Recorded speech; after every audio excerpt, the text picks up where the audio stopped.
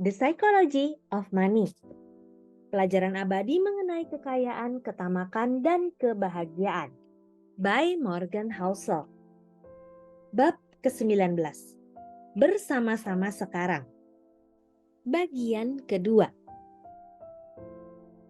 Beberapa saran singkat yang bisa membantu Anda membuat keputusan lebih baik dengan uang Anda. Usahakan bersikap rendah hati ketika keadaan baik dan memaafkan atau welas asih ketika keadaan buruk. Karena keadaan tak pernah sebaik atau seburuk kelihatannya. Dunia ini besar dan kompleks. Keberuntungan dan resiko sama-sama nyata dan sukar dikenali. Ingat itu bila menilai diri sendiri dan orang lain. Hormati kekuatan keberuntungan dan resiko, dan Anda akan lebih bisa fokus ke hal-hal yang Anda bisa benar-benar kendalikan. Anda juga akan punya peluang lebih besar menemukan teladan yang lebih tepat. Kurangi ego, tambah kekayaan. Menabung adalah membedakan antara ego dan pendapatan, dan kekayaan adalah apa yang Anda tak lihat. Jadi, kekayaan diciptakan dengan menekan pembelanjaan hari ini agar bisa punya lebih banyak barang atau pilihan pada masa depan. Tak peduli sebanyak apa pendapatan Anda tak akan pernah membangun kekayaan kecuali Anda bisa membatasi keasikan yang Anda bisa dapatkan dengan uang Anda sekarang, hari ini. Kelola uang Anda dalam cara yang membuat Anda bisa tidur pada malam hari. Itu beda dengan berkata Anda harus berusaha mendapat hasil tertinggi atau menabung beberapa persen pendapatan Anda. Beberapa orang tak bisa tidur kecuali kalau sudah mendapat hasil tertinggi. Yang lain hanya akan nyenyak jika investasinya aman. Tiap orang beda.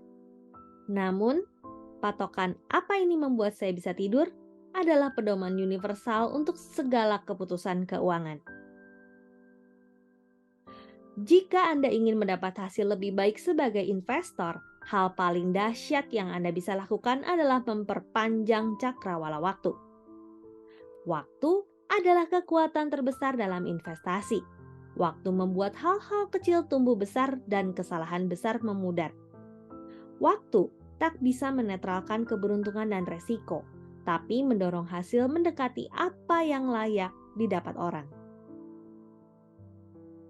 Santai saja dengan banyak kesalahan. Anda bisa keliru dalam setengah dari semua kesempatan dan tetap untung.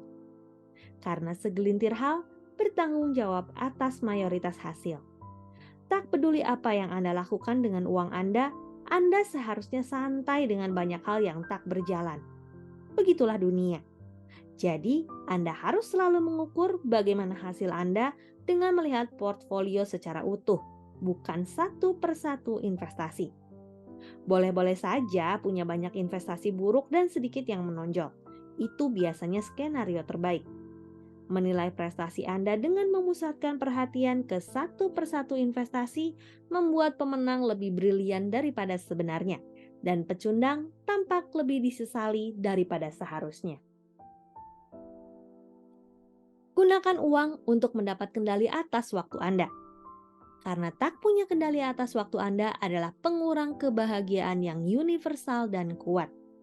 Kemampuan melakukan apa yang Anda inginkan ketika Anda mau dengan siapa yang Anda kehendaki selama Anda bisa memberi dividen tertinggi yang ada dalam keuangan. Jadilah lebih baik hati, jangan pamer. Tak ada yang terkesan dengan harta Anda melebihi Anda sendiri. Boleh jadi Anda berpikir Anda ingin mobil mewah dan arloji mahal, namun Anda barangkali sebenarnya menginginkan rasa hormat dan kekaguman, dan Anda lebih mungkin mendapatkannya melalui sifat baik dan rendah hati daripada mobil mewah. Menabung saja, tak perlu alasan khusus untuk menabung. Boleh saja menabung untuk membeli mobil, atau uang muka rumah, atau keadaan darurat medis. Namun menabung untuk hal-hal yang mustahil diprediksi atau didefinisikan adalah salah satu alasan terbaik untuk menabung. Kehidupan semua orang penuh kejutan. Tabungan yang tak diperuntukkan bagi apapun yang khusus adalah pelindung terhadap kemampuan kehidupan mengejutkan kita pada saat yang paling tak tepat. Temukan biaya keberhasilan dan bersiaplah membayarnya. karena tidak ada hal baik yang gratis. Ingat bahwa sebagian besar biaya finansial tak kentara. Ketidakpastian, keraguan, dan penyesalan adalah biaya yang lazim di dunia finansial. Seringkali biayanya layak dibayar, namun Anda harus memandangnya sebagai biaya, harga yang layak dibayar untuk ditukar dengan sesuatu yang menyenangkan, bukan sebagai denda, hukuman yang Anda harus hindari. Junjung tinggi ruang untuk kesalahan. Perbedaan antara apa yang dapat terjadi pada masa depan dan apa yang Anda perlukan terjadi pada masa depan agar mendapat hasil baik adalah hal yang memberi Anda ketahanan. Dan ketahanan adalah yang memungkinkan penumpukan membuat keajaiban seiring waktu. Ruang untuk kesalahan sering kelihatan seperti pengaman konservatif. Tapi jika ruang itu membuat Anda bisa terus bermain, biayanya layak dibayar. Hindari ujung-ujung ekstrim keputusan keuangan. Tujuan dan hasrat tiap orang akan berubah seiring waktu. Dan makin ekstrim keputusan Anda pada masa lalu, makin besar penyesalan Anda ketika Anda berkembang. Sebaiknya Anda suka resiko karena seiring waktu ada imbalannya. Namun Anda harus paranoid dengan resiko merusak karena itu akan membuat Anda tak bisa mengambil resiko masa depan yang ada imbalannya. Ketahui permainan yang Anda lakukan dan pastikan tindakan Anda tak dipengaruhi orang yang permainannya beda. Hormati ketidakrapian. Orang-orang cerdas, berpengetahuan, dan masuk akal bisa tidak bersepakat dalam keuangan karena orang punya tujuan dan keinginan berbeda-beda. Tak ada satu jawaban yang benar, hanya ada jawaban yang ampuh bagi Anda. Saya akan beritahukan apa yang ampuh bagi saya di bab selanjutnya.